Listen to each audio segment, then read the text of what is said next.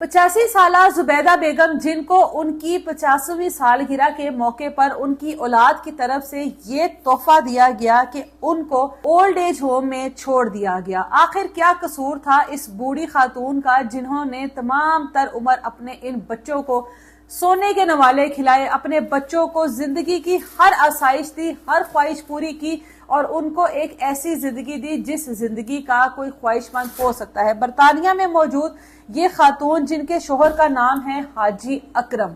हाजी अकरम 1960 में शादी कर बरतानिया जाते हैं और उसके बाद वहीं पर रहते हैं ये दोनों मियाँ बीवी, जुबैदा बेगम भी और अकरम साहब भी। उसके बाद इनके घर में 3 बच्चों की पैदाइश होती है, जिनमें से 2 बेटे और 1 बेटी होती है। जिंदगी बहुत पुरसकून तरीके से गुजरी थी, अपने बच्चों को हर किस्म की आसाइश दी। हाजी अकरम जो हैं, उनका वहां पर अच्छा खासा कारोबार था, अपना घर था, यानी तमाम तर चीजें बरतानिया में जो एक आम शख्स सोच सकता है कि मेरे पास वो हो, वो तमाम तर चीजें उनके पास थी। बिलाखिर 73 साल की उम्र में हाजी अकरम सुबह फजर की नमाज पढ़ते हुए हार्ट अटैक की वजह से इस दुनिया से रुखसत हो गए। जब वो इस दुनिया से रुखसत हुए तो शुरू में तो बच्चों ने माँ का बहुत ख्याल रखा और साथ ही साथ कारोबार को भी मुकम्मल तौर पर संभाल लिया। लेकिन जब तमाम तर चीजों को बच्चों ने अपने हाथ में कर लिया तो उसके बाद माँ की अहमियत खत्म होती गई। तमाम बच्चे जो हैं वो अलग-अलग अपने अपने घर लेते गए और वहां पे रिवाज भी ऐसा ही है कि ये कोई जरूरी नहीं है कि वहां पर बच्चों ने अपने वालिदैन के साथ ही रहना है। वहां पर बच्चे जब जवान हो जाते हैं, शादीशुदा हो जाते हैं, तो अपने अपने घर वाले हो जाते हैं। तो दोनों बेटों ने भी अलग घर ले लिया, बेटी की भी शादी हो गई, बेटी को भी रुखसत कर दिया और बेटी ने भी अलग घर में रहना शुरू कर दिया। अब पीछे रह गई ये 85 साला जुबैदा बेगम। अब जब इनकी 50वीं सालगिरह थी तो ये समझ रही थी कि आज मेरे तमाम तर बच्चे जो हैं वो मेरे पास आएंगे, मेरी सालगिरह मनाएंगे, हम लोग कहीं बाहर खाना खाने जाएंगे। और पूरा दिन ये इस चीज की वजह से तैयार होती गई, घर को संवारती रही कि आज मेरे बच्चे आएंगे मेरे पास और आज का दिन वो मेरे पास गुजारेंगे। ऐसा ही हुआ। जब शाम हुई तो बच्चे इनके पास आए और उसके बाद आते ही बच्चों ने कहा कि अम्मी, आज हम लोगों ने कहीं बाहर जाना है। माँ बहुत खुश हुई कि मैं तो पहले ही ये सोच रही थी कि आज मेरे बच्चे मुझे कहीं बाहर खाना खिलाने के लिए लेकर जाएंगे। कहते हैं कि अम्मी आप तैयार हो जाएं ताकि हम 40 से 50 मिनट के अंदर अंदर यहाँ से निकलेंगे। माँ तैयार होती है और उसके बाद जब तैयार होके घर से निकलते हैं तो कुछ ही फासला भी तय करते हैं और उसके बाद एक केयर होम के बाहर गाड़ी खड़ी हो जाती है, जहां पर एक बड़ा सारा बोर्ड लगा होता है जिसके ऊपर केयर होम लिखा होता है और ये वहीं पर मौजूद होता है। माँ जो है वो फटी फटी आंखों से अपने बच्चों की तरफ देखती है और पूछती है कि ये सब क्या है, ये तुम लोग मुझे कहाँ लेकर आए हो। जिस पर कहते हैं कि अम्मी, अब आप अकेली रहती हैं, आपके अकेलेपन की वजह से हम लोग बहुत परेशान होते हैं, इसलिए आज से आप यहाँ पे रहेंगे, ये लोग आपका बेहतर तरीके से ख्याल रखेंगे। माँ पूछती है मेरा तो अपना घर है, उस घर का क्या होगा। जिस पर बेटी कहती है कि अम्मी वो घर तो हम लोगों ने बेच दिया। उसके बाद माँ जो है वो तमाम तर चीजों को समझ जाती है कि मेरे बच्चे इस वक्त लालची हो चुके हैं, उनका बाप इस दुनिया से चला गया, अब उनको अपनी माँ की भी कोई जरूरत नहीं है। अब माँ जो है वो वहां पर छोड़कर तीनों बच्चे वहां से रवाना हो जाते हैं और पलटकर कोई भी बच्चा मुड़कर नहीं देखता। जुबैदा बेगम जो है वो यही सोचती रहती है कि क्या मेरी सालगिरह का ये तोहफा था कि मेरे बच्चों ने आज मुझे घर से बेघर कर दिया। वहां पे रहती है, वहां पर इनकी मुलाकात एक शख्स से होती है, एक नौजवान से होती है जिसका नाम होता है अहमद।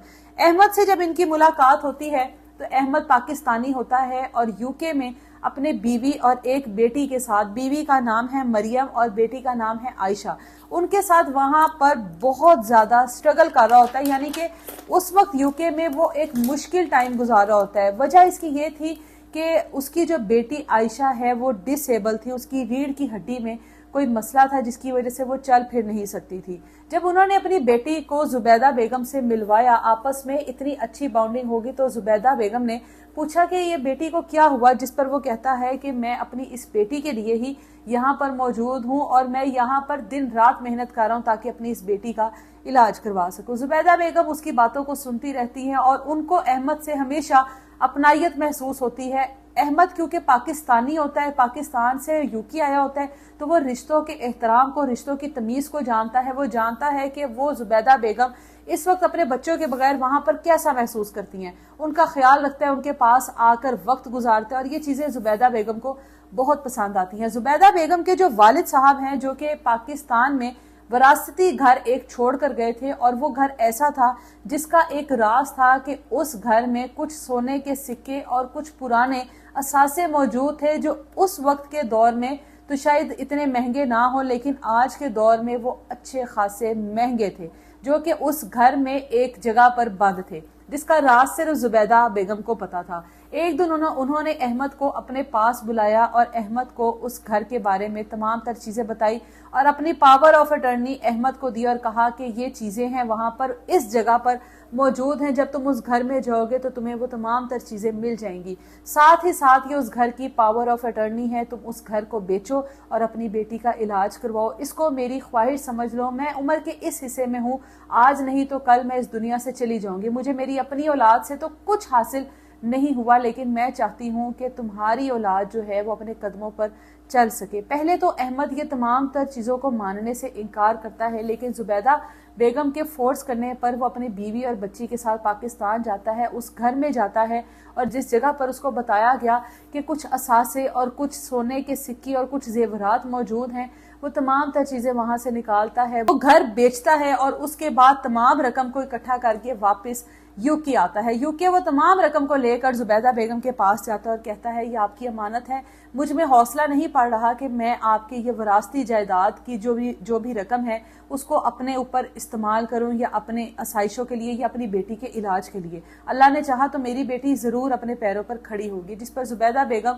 اس کو فورس کرتی ہیں کہ یہ پیسے صرف اور صرف اب عائشہ کے کام آئیں گے اور کسی کے کام نہیں آئیں گے. احمد ان پیسوں سے اپنی بیٹی کا علاج کرواتا ہے، اور ساتھ ہی ساتھ برطانیہ میں اپنا گھر لیتا ہے، اور زبیدہ بیگم کو وہاں سے لے کر اپنے گھر چلا جاتا ہے، جہاں پر ان کے لیے مکمل طور پر ایک کمرہ سیٹ کر چکا ہوتا ہے. اب یہ لوگ ایک پرسکون زندگی گزار رہے ہیں، اور زبیدہ بیگم احمد کے ساتھ اور اس کی بیوی مریم اور عائشہ کے ساتھ ایسی زندگی گزار رہی ہیں جیسے واقعی میں یہ ان کا سگا بیٹا ہے. عائشہ جو ہے وہ ان کو دادو کر کر بلاتی تھی، اور احمد اور مریم ان کو ماں کر کر بلاتے تھے، اور زندگی پرسکون تھی. لیکن بات یہاں پر ختم نہیں ہوئی. جیسے ہی زبیدہ بیگم کے بچوں کو پتہ لگا کہ ان کو کیئر سینٹر سے نکال لیا گیا ہے، اور اس کے ساتھ ہی ساتھ ان کے پاس پاکستان میں کوئی جائیداد تھی جو بیچ کر انہوں نے اس نوجوان کو دی ہے، تو وہ اس نوجوان پر کیس کرتے ہیں کہ اس نے ورغلا کر، بہلا پھسلا کر ہماری ماں سے وہ جائیداد ہتھیانے کی کوشش کی ہے. ہماری ماں تو عمر کے جس حصے میں ہے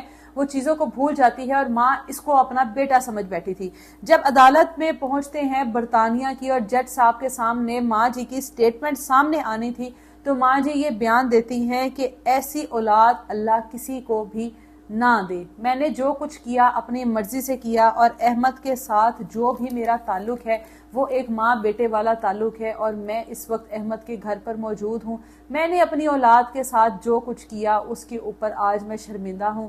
کاش میں اپنی اولاد کو وہ تمام تر آسائشیں نہ دیتی. ایٹ دا اینڈ میری اولاد نے وہ تمام تر چیزوں کو بیچ کر مجھے میرے گھر سے بے گھر کر دیا. عدالت جو ہے وہ احمد کے اوپر سے اس کیس کو خارج کرتی ہے، اور اس کے بعد سے لے کر اب تک زبیدہ بیگم جو ہیں وہ احمد اور عائشہ کے ساتھ ایک اپنی پرسکون اور ایک فیملی والی جو زندگی ہے وہ گزار رہی ہیں، اور ان کے بچے جو ہیں وہ اس وقت اپنی اپنی زندگی میں اپنے اپنے گھروں میں مگن ہیں. کمنٹ سیکشن میں اپنی رائے کا اظہار ضرور کیجیے گا کہ کیا واقعی ہی میں جب اولاد کو تمام طرح آسائشیں دی جاتی ہیں اور اس کے بعد اولاد ماں باپ کے ساتھ یہ سلوک کرتی ہے تو کیا یہ ٹھیک ہے؟ کیا گھر جائیدادیں ماؤں سے زیادہ بہتر ہوتی ہیں یا زیادہ ضروری ہوتی ہیں؟ اپنے رائے کا اظہار ضرور کیجیے گا.